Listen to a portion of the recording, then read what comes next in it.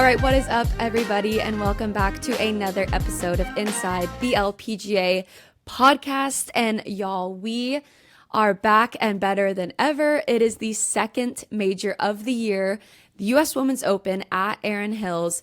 I am here. I'm on site. It has been the busiest week ever. But I have my wonderful podcast co-host, and we are going to give you guys a really great preview of the tournament. We asked and y'all answered and we listened. We are going to talk about player stats. We are going to talk about expert picks and the course and everything in between. But until then, y'all already know who these people are. Okay, y'all have seen them, but I'm here with Emma, Talley, and Adam Stanley. Guys, how pumped up are you for this week, for the second major of the year? I cannot believe it's already here. Adam, you start. Yeah, I mean, I think we're going to get into this pretty soon, but I think the elevated nature of the U.S. Women's Open presented by Ali has just been like pumped up even more over the last number of years, and I think for two really big reasons, and we're going to get to both of those soon. But number one, the purse. Obviously sponsors are stepping up big, and it's huge. It's a huge opportunity for 156 players to play for this kind of money. And then number two is the venue and the venue selections, which we'll talk about kind of the go forward venue strategy and where, this tournament's going to be going over the next number of years. But big purse, incredible venues. Obviously it's going to be on NBC through the weekend as well. So when you look at those two big things, you're talking about a really impressive and important golf tournament. So all that to say, I'm super excited. Nice. Emma, what about you? How are you feeling? The U.S. Open's always really cool. It's an open. There were qualifiers all around, so many different names that we're not used to seeing. And from a player's perspective, it really sucks. It's really freaking hard. So, I mean, obviously you want to be at the U.S. Open. It's the tournament you want to be at all year, but it's always just a freaking hard golf course. So it's going to be fun to watch them just from this time. I get to watch it from my couch, and it's going to be funny and / fun. A lot more relaxing. Yeah, I think I'm going to go out there and just sit on the 9th hole and just watch what kind of carnage unfolds. And we'll get to that in just a second, but let's just set the scene of the week, because this golf course is a freaking beast. It is so hilly. I'm like exhausted every day just walking like 15,000 steps. The video you posted was so funny. It's just like, it's crazy. There's so many like blind shots, and I can't imagine. Let's just say caddies are earning their paychecks this week. Like I could never. I would just tip over if I put on one of those bags and tried to walk up a hill. I would just roll down. So yeah, it's crazy. But we have 24 out of the top 25 in the Rolex rankings in the field, and we were just talking about the course, but it seriously is like such an incredible course. It's beautiful. It's in the middle of nowhere in Wisconsin, but I love it so far.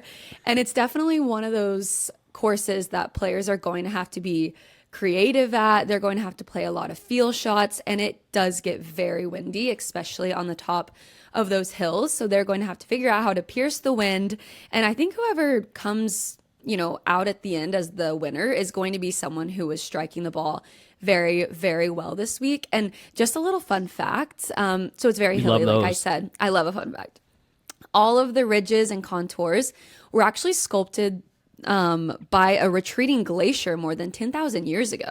So they were naturally sculpted, all those hills. So pretty cool. That's like the definition of a fun fact. That is a fun fact. That's pretty darn good. That's as far as fun facts go. It's pretty fun. Shout out Amy Rogers. She found that fact. I did not find that fact. Friend of the program.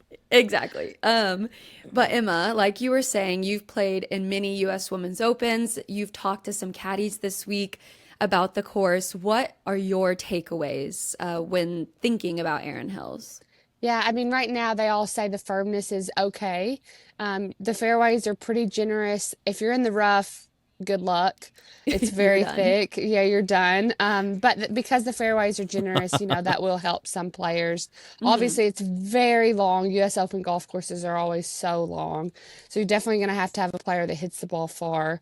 I know how the U.S. Open is, and by this Sunday, everyone will be probably complaining about how firm the greens are. But as of now, they're really good. And it's just really tricky. I asked a caddy what they thought the winning score would be, and they said 3 under. So that just shows you how tough it's going to be by the end of the week. I think, they said 10 through 15 are scoring holes, number 1 and 2, and the rest is going to be carnage. So you've got about 6 holes. You've got about, 7 holes-ish to make a couple birdies, and the rest of it is trying to eliminate the mistakes. And I think that's what you'll see the winner and the top couple players is how to eliminate the mistakes rather than making tons of birdies. I think it's going to be a lot about making no big numbers. And U.S. Open golf courses are just a beast, and Erin Hills is definitely no different than what we've seen in the past. No, it's definitely one of those two that if you get greedy, you're done for. You're walking away with a bogey and you're happy with that. So you definitely have to plot your way around, figure out what the game plan is on each hole. So it's going to be interesting just to see who comes out on top, because I honestly, I know we're going to make picks in a minute, but I really don't know what's going to happen. I'm very, very intrigued. But Adam, you talked about it in our intro, just how big these majors are getting and just how big they feel. And I think it's pretty cool. Now we're playing at a bunch of venues that the men have played at. I mean, and I know that shouldn't be like, oh my God, that's life changing, but like it is, and it's something that's happened a lot more in recent years. So if you could just talk on that a little bit, because this golf course is amazing. We played Pebble, just all the courses that the U.S. Women's Open has been to in the last several years. I think the point that you're making about the fact that the men have been here before and now obviously the LPGA has an opportunity to come there. I think the part of that, it just elevates the entire experience. Like there's that majesty about the venues that have hosted some of the biggest championships in the golfing world, whether it men or women. The fact that you've had such a gigantic event occur at place X, and now there's another gigantic one that happens to go there too, is exciting for obviously the game of golf. So 2017, Erin Hills hosted the U.S. Open, which was won by Brooks Koepka. Of course, fans of golf know Brooks Koepka, big, beefy, hits the ball a long way, multi-time major winner. But the person who finished second that year was Brian Harman. So kind of back to your point, Hope, about, well, who's gonna win this thing? Brian Harman, from the perspective of like men's distance, he like bunts it out there. So you could not have two different styles of golfers finishing numbers 1 and 2 the last time that Erin Hills hosted the U.S. Open. So that's going to be something that certainly we'll circle back to when we get to our picks, but just was kind of a fascinating point with respect to who won and then who finished second and how their games differ. But, specifically to your point about where the U.S. Women's Open has been, I mean, it's like a murderer's row, right? You got them here. It's been to Pinehurst, Wingfoot, Olympic Club, Pebble, Oakmont, which of course is hosting this year's men's U.S. Open. And what I thought was kind of cool, the Newport Country Club hosted the 1895 U.S. Open and then the 2006 U.S. Women's Open, so 111 years in between. Oh and then the ones that are going to be host clubs moving forward, just a little selection here. Riviera Country Club, LACC, Shinnecock, Marion, Oakland Hills, and the Country Club just outside of Boston as, kind of the half dozen or whatever it is that are coming up over the next little while. That's not all of them, but those are some of the ones that right off the top of your head, whether you're a fan of golf or just a fan of sport, and of course of the U.S. Open, you're going to know those venues. So shout out USGA, shout out Allie, shout out, anyone who's involved in this tournament, because the venues, they matter. And this week it's going to be a part of the story, a big part of it, and it's going to be that way moving forward. So super exciting. The venues matter, and Emma, the money matters as well. The money. Yeah, I mean, $12 million purse. And that's just so far. They're probably going to raise that. Like they always do. They always so, do. It's crazy. Yes, it's so crazy. I'm sure we'll hear about that today if it does happen. They usually do that on Wednesday. But yeah, I mean, I've always said this in the past, but we make a lot of money on the LPGA Tour, but nothing like the men. And this is life-changing, kind of a life-changing week for a lot of these girls. And if you just make the cut, you're making a lot of money this week because of that $12 million purse, or 12 million plus purse. So it's really cool what Allie's doing, and it's just elevating the women's game, elevating women's golf, and we deserve it. We work just as hard as everybody else does. Period. So mic drop. Let's make it raise the roof. So all of those things combined, they're amazing, but they also add a lot of pressure on the players, which, you know, pressure makes diamonds or whatever they say. But I hate that I just Pressure said is a privilege. Isn't that what pressure Nelly is a said? privilege. Yeah. Nelly did say that. And I mean, last year, the pressure unfortunately did get to her and multiple other top players. They did miss the cut at Lancaster Country Club. And we obviously saw Yuka Sasso win her second U.S. Women's Open, which is just absolutely wild. For only 2 LPGA wins, right? I know. It's like, our oh U.S. my Women's God. Opens. Yeah. It's incredible. And she said in her press conference, she was, you know, someone asked, what motivates you when you've won 2 majors? And she was like, to win another. I was like, you know what? Touche. Sure. So, you know, just last year, Nelly, Lydia, Brooke, Rose, Lexi, who, by the way, is in her 19th U.S. Women's Open start, they all missed the cut. So I think it's very interesting to see just what kind of pressure it adds to them. But speaking of the players, it's a fresh start this year. You know, I see everyone out there grinding. It's just so fun to see how they're all practicing and they're just dialed in. Let's talk a little bit about who we think might win, or just maybe who we think might do well. So, Emma, do you want to kick us off here? Okay, great. We're going to be doing 3 players that we think you should keep an eye on, and then out of those 3, who your pick is to win. So you start us off. All right, well, I got to start out with Gino. Obviously, we had her on the pod recently. She just won at Mizuho America's Open in New York, or I guess New Jersey. Wherever. Right there. Yeah, somewhere up there, y'all. In the northeastern. Somewhere up there. It's up there, yeah. It's the south for me, but yeah. Yeah, fair. She's number 1 in putts per green on tour. She's number 1 in scoring average on par 4s, and she's second in money this year, and she's first in strokes gained total. And I mean, she hits the ball a mile. She's been playing so well. She's a top 5, top 10 machine. She hasn't won as many times as we thought she would by now. But to say the least, she's absolutely incredible. She's my number 1. I think she's gonna be number 1 at the end of the year. So I have to pick her for a major. Yeah. My second it's almost, Emma, it's almost like if she doesn't win this one, it's like almost like auto that she'll win one of the other ones, do you think? Just because her game is so good? I mean, I said she's going to be number 1 at the end of the year, so I think she's going to win a lot. Emma's like, she's just going to win all of them. Yeah, like, I'm Adam, going to pick her just every stop, week. Adam. Yeah. My next one is probably someone that I think some people might think she's going to do well. Angel Yin. She's 3rd in strokes gained total. She's 3rd in putting, 2nd in bogey avoidance, which I think that one is the biggest one. That's She's already had a important win this week, Yeah, and huge. she bombs it. And, you know, Angel is just one of those people that she has been just gliding along this year. She even said it to us, like she just feels like a weight's off her shoulders, and she hits it really far. So even if she's a little bit in the rough, she's going to be able to get out of the rough because she hits it so far. Kind of like a Brooks Koepka in my mind of our tour.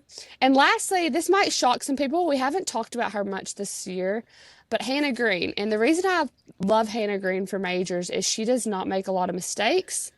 She's pretty consistent, and she is so good at plotting herself around a golf course. Whenever I play golf with her, she just seems to be able to get the job done. She's almost like a Lydia Ko in that way. It doesn't bother her if she's short-sighted herself. She can get up and down. Her short game's really good. She's 6th in greens in regulation as well, which means she's a ball striker.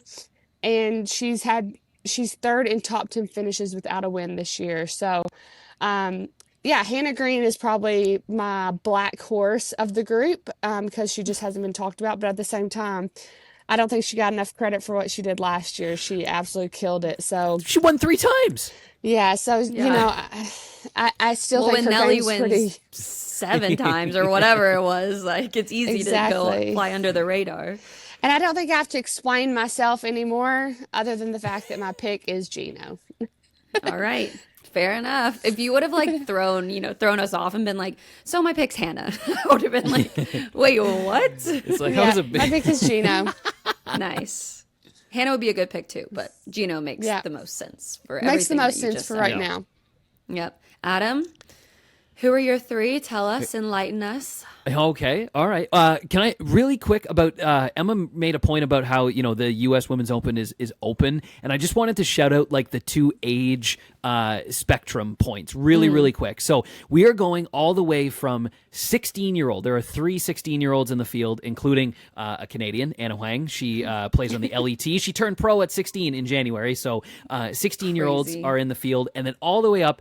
Big shout out to Lita Lindley. She's 52 years old, and she's also in the field this week. So very, That's very quick, amazing. 16-year-old all the way up to 52-year-old. I thought that was super fascinating, really fun, and very cool to just the U.S. Women's Open, capital O on the Open. So thought that was neat. Adam, can I touch on that really quick? Yeah. I just wanted to say that 1,904 entries were received for this U.S. Women's Open. And the field is 1,900? 156 players. So 1,900? that just shows, how hard it is to get in. So shout out to all the women teeing it up this week because There we go. That's incredible. All right, sorry, I just had to Okay, throw no, that no. I in. mean, I thought, anyways. Okay, so out of those 156, these are my three. First and foremost, ball striking maestro, Heyron Yu. Obviously, a win already this season. Tied for 6th, so a top 10 finish at the Chevron as well. Now the highest ranked Korean golfer in the world, which as we all know, That's hard to do. It is. It's very hard to do. It's an impressive country that's just been pumping out some of the best players in the world over the last decade or so. So to be able to be on the top of that group, I thought was super impressive. Again, I use the word maestro with respect to ball striking. So get this, she's first on the tour in strokes gained tee to green. She's also third in strokes gained off the tee and third in strokes gained approach. So when you're looking for people that are going to find fairways and then find greens. Sometimes you're just going to find fairways and find greens and beat the golf course to death that way, especially a golf course as tricky as Erin Hills. So she is an unignorable person for this week, in my opinion. Number 2 is number 1, Nelly. It's been a very, very curious run for Nelly Korda at the U.S. Women's Open over the last 5 years, going miscut, tie for 64th, tie for 8th, goody, and then miscut. And for somebody who has all of the skills, like she's the best driver of the golf ball on the LPGA Tour. She won 7 times last year. She's done it all. She still hasn't won yet this year, but obviously there's a long runway ahead of her to have success. I think that, again, you think about people and courses and how things are kind of built for one another. And I do think that Nelly is going to kind of bust out of this U.S. Women's Open slump, in air quotes, if you will. So my number 2 is number 1 in Nelly Korda. But my third pick and my winner this week is going to be Minjee Lee. Minjee, I think experience breeds success, and Minjee is one of only 2 golfers that has had 3 top 20 finishes at the U.S. Women's Open in a row. And she's also obviously a super great ball striker and has kind of turned the corner from some of the equipment stuff that she was going through over the last couple of years and is now in the top 10 on tour in putting. So for someone who hits the ball really, really well and is now, such a great putter, if she, that proximity to the hole is not going to be all that tight this week because of how tricky these greens are.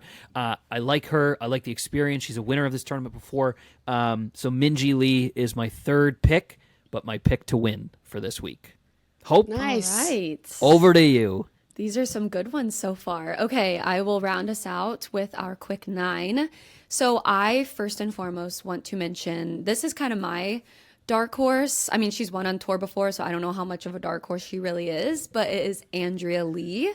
I actually did a walk and talk with her yesterday, and she seems to be in very good spirits. And we talked about not wanting to end up in the rough. Well, Andrea Lee hits a lot of fairways. Okay, She does not miss. No, she doesn't miss fairways. she does not miss. She's first in driving accuracy on tour. She hits 84.62% of fairways. So crazy. It's wild. And she's also 8th in scrambling, which I think is another thing that's going to be very important this week. So, and she loves this tournament. She's an American. She said this is like pretty much at the top of her list. She first played in a U.S. Women's Open in 2014, and she played with Michelle Wie West in a practice round, and then she went on to win. Michelle did. And she said that's when she knew she wanted to be a professional golfer. So this is just one of those events. It means a lot to her. And she plays well here. She finished, or not here, but in U.S. Women's Opens, she finished T3 last year at Lancaster Country Club, and that was a hard course as well. So I think she's definitely someone to keep an eye on. If she doesn't win, I think she's at least going to top 10 this week. My next one is Megan Kang. I just couldn't resist. I love Megan, first of all. She's amazing. And she is 6th in strokes gained tee to green. She is 8th in strokes gained approach and 4th in ball striking and 4th in driving accuracy. So I think if her putting is doing well this week, I think she's absolutely someone you need to keep an eye That'd on. be so fun. It would be so fun. She has I a would good freak caddy out. too. She has a great caddy. I was about to mention that. I might be a little biased because my boyfriend is her caddy. So, but I'm a Should little be biased. a fun win. Yes. And I've always loved Megan. He just started caddying for her at the end of last year. And her winning this week would just be, it would be So incredible. fun. I would be so happy for her. And I think everyone would be as well. Yes, And the whole then tour would love So that. popular. Yeah. She, you know, those wins that like when they win, all the players post about it.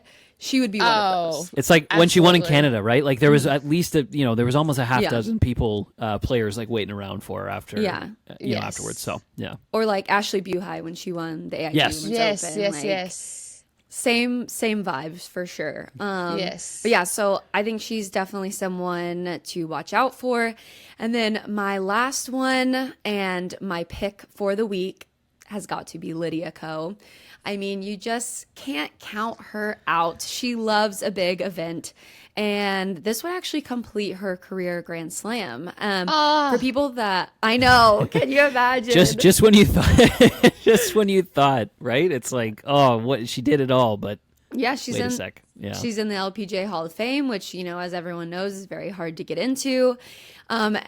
It would just be awesome if she won. She's 8th in strokes gained total, 6th in strokes gained around the green, and she's already won once this year. She's also 2nd in scrambling, and like I said, I think that's important. And she's really good at par fives as well. 2nd in par five scoring. So, like, what is she She's not really good good. at? She's Yeah. really good. And she doesn't Exactly. like bomb it, right? So she's got to be so good at par 5 scoring because she hits it to a thimble every time from the fairway Yeah. with her wedges, right? Yeah, Exactly. Which is going to be important. Which is kind of, Hope, without jumping into your point, No, which is go kind of how ahead. Brian Harmon played so well Yeah. at Erin Hills, No, right? yeah. It's kind of the same, a very similar kind of way That's a good of taking on the golf comparison. course, right? So Her short sure. game is so good too. Yeah. it's just so good. She's so good. Her short game is amazing, and around these greens, that's going to be vital because I have seen some of the slopes off the greens. I'm like, oh no, I would not want to be down there.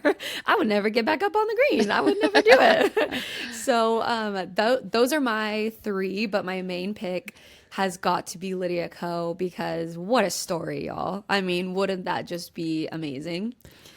So yeah, those are our There we go. quick 9. And then something we have to touch on as well, just about winners, is Yeah. we have not had a single repeat winner this season, which was completely different than last year. At this point, Nelly had won like 5 or 6 times. I'm like getting confused with like when she won. I just know that like 5 of them were in a row. But go ahead, Adam. No, had she won twice already by this time last year? Had she just won once? Maybe she won I think twice. she had won twice at Yeah. this point. So yeah. right.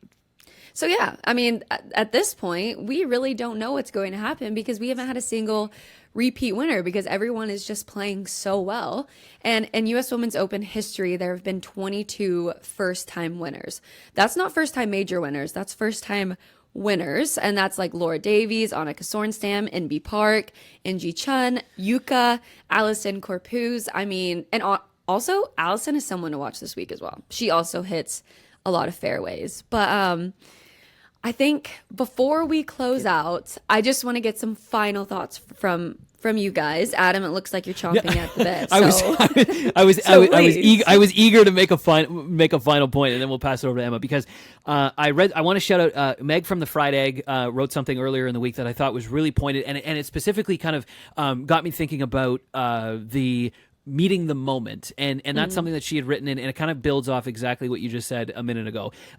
This is something that she brought up in the note. Only one winner of the U.S. Women's Open since 2020 has actually been ranked higher than 25th in the world. Yuka was number 30 last year. So, with the venue, with the purse, can we, like a Lydia, like a Nelly, can we get a star to kind of meet this moment? That would be definitely something to kind of keep an eye on through the week, because as we've seen, as the body of work has unfolded over the last 5-6 years, it's kind of been that unexpected winner that has emerged at the end of it all, because the U.S. Women's Open golf course so tricky. It doesn't always have to be a superstar. It's just got to be the person that manages their ball around an incredibly difficult golf course the best, and that could be someone ranked 30th, 40th, 50th in the world, or that could be somebody in the top 5 or top 10 or whatever it may be. So I think that's a huge thing just to watch out for this week, especially considering where we've been over the last 5 years. Emma, I mean, obviously from the perspective of the player, you've done this, you've competed in it, and it's so cool that you're on this with us to be able to give that perspective. And I think the listeners really get a lot out of that whenever you're able to speak to competing in major championships. But, just for you from now kind of the outside looking in, what's maybe some of your putting a bow on it kind of thoughts for this week? Yeah, I mean, I think the first thing you got to think about is this is a new golf course for every single player that's playing in the field. No one really has a lot of intel. I know Jennifer Cupcho's caddy is from around that area, so she may have a little more intel than maybe some of the other girls, but it's a new golf course. Like we said, there's a lot of players that aren't on the LPGA that are playing in the U.S. Open, so it gives a whole nother feel to the place. It's just a hard week, and it's all about staying true to yourself, being patient, not making mistakes, not making the doubles. You're going to make bogeys, but you can't make doubles. And it's just a hard week. There's a lot going on. I mean, Hope and I were just talking about how, like, even everything from credentials to player dining, it's different than what it is for the LPGA players week in to week out. So there's just a lot to learn when you go to a U.S. Open, because it's different than what we're used to. So the players have a lot to juggle right now, and it's going to be interesting to see who wins. And good luck, girls. I'm glad I'm not playing this week. Yeah, I don't blame you.